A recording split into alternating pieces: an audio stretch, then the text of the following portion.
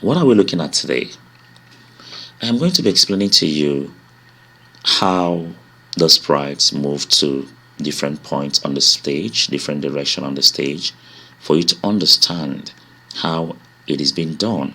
When you get the knowledge, you should actually understand what to do, the values you give to your sprites anytime you want them to actually move, from point A to point B within the stage. When you're creating your games or when you're actually creating any form of program in your Scratch. Now, looking at the stage, I have the boss sprite. Okay. Now, but this boss sprite, let me just reduce it because I think it's way big. Okay, and just make it 50%. Okay. Now, for me to explain this, because this background, if you look at it, the background is just white. I'm going to change to another backdrop that will let us explain this positioning or the coordinates. Okay, now watch my cursor. My cursor goes down to this and it says choose a backdrop. Then I click on it. Then I will go all the way down to where you have XY grid. Then I click on it. Now with this XY grid, at this point where my cursor is the center of the stage. And if you look at the ball is not at the center of the stage. The ball is somewhere outside the center of the stage. Okay, now what these motion blocks, what exactly are they? Now let's look at this. If I bring this go to X, this is X 10 and Y is 12. It means that this ball is at the position of X 10 and position of Y 12. Now this vertical line moving from up to down is called Y-axis. This horizontal line moving from left to right is called the X-axis. Now, anytime we mention Y, just know that we're talking about this vertical one. It means that is what you look at when you want the sprite to go up or go down. Now, anytime we talk about X, you're thinking about this horizontal line. Anytime you want the sprite to go to the left or to the right, okay, this horizontal line, you can see where X is written, which is the horizontal line. You can see up here where Y is written, which is the vertical line. Now, this ball sprite is not at the center. Now, how do I make this ball to come to the center? I'm just going to change, because at the center here, X is equals to 0 and Y is equals to 0.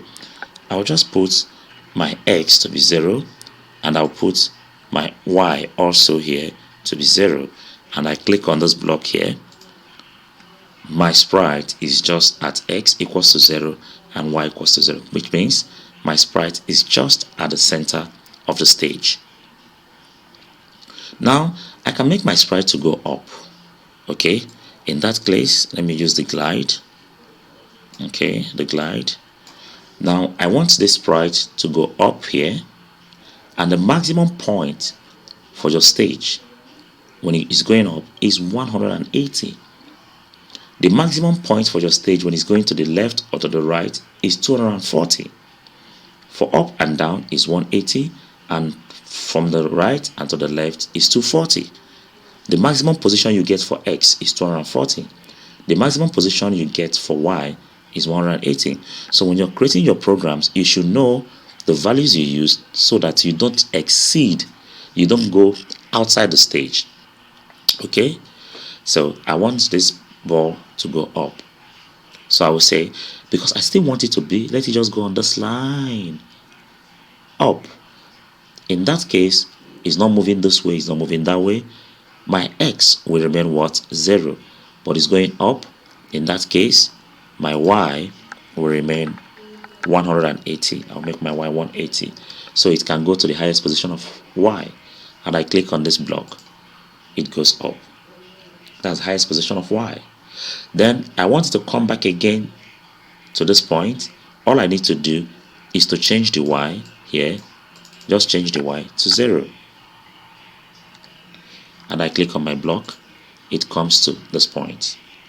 Now if I want my sprite to go to the right, the maximum point to the right, which is the X, is 240. So I can glide X to be 240. My X is 240. And I click on this. It goes to there to 240. And I want to return to this point, which is the center. I'll make my X to be 0. And it comes back again to it. Okay. Now, if I want to create a bouncing ball, I want this ball to go up and down, up and down, up and down. In that case, what am I going to do? I mentioned something before which I call the trigger, which is the green flag. I'm going to bring the green flag. When the green flag is clicked, do something. So I put it here. Now, for this ball to go up and come down, for it to go up, I am changing what? I'm gliding to y equals to 180. So I change my y to be 180.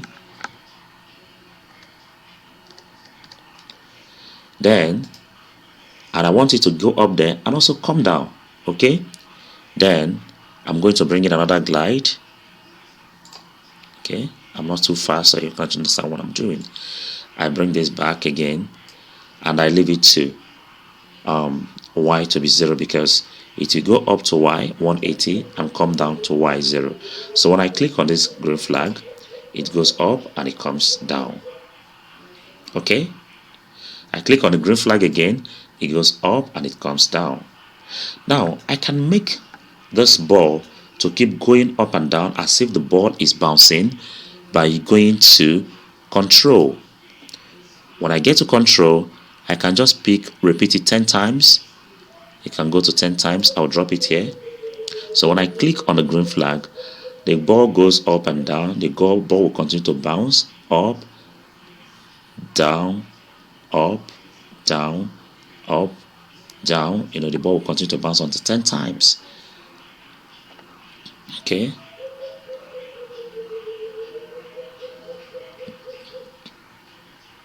So the ball has completed the cycle, which is repeat 10. The ball has repeated this commands inside of this place 10 times, and that is why the ball has just stopped bouncing. Now, if you look at what we have done now, I've just explained to you how you can actually make your sprite go to different positions. Okay, we have made it to go up and down. So if I want the sprite to move this way and come back, now in that case, I can actually make use of, I can change this one. Let me get a car sprite. Okay, I can get this car sprite here and take this car sprite to a position, go to X, X0 and Y0, and I click on my block. This car, I have to remove this here. I'm done with this. I can just delete this one. So I just get my car at this point. So my car is, because now look at this, the upper part of this glass of the car is the one that is exactly at the point 0 here. So it is fine. Now I want to reduce this car. It's looking a bit bigger. I can make the car to be let's say 50 again, and I hit the enter key. So we can make this car to move front and make this car to come back with the same thing. So what I'm going to do is to bring out my glide back again. Now for the car to move this way, it means I'm changing X and not Y anymore. So my Y will remain 0 and my X, I'm going to make my X to be 240 because 240 is the highest. 240, and I click on this and the car moves to the end. Then I can want the car to come back and I change my X again to 0 and I click on this. The car comes back to the original position. Now in that case, we can actually make our car to go front and back, front and back. So in that case, I'm going to have my X here to be what? 240. Okay, then I'm going to duplicate this and I have another one here, and I'm going to make my car to be at 0. Okay, then in that case, I'm going to bring the green flag from event and drop it on top. So when I click on the green flag, I'll bring this back here.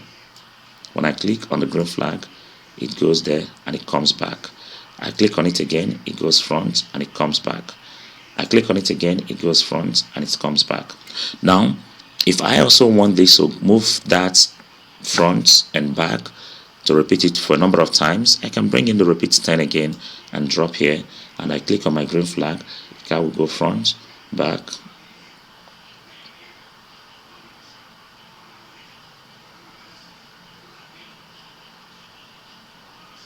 You can see the way the car is moving. So I've just used this XY grid to explain this positioning for you so you can understand it much better, so that you don't make mistakes, you don't give value to X when it's supposed to be for Y, you don't give value to Y when it's supposed to be for X. Thank you for watching my video, and I hope you've learned something.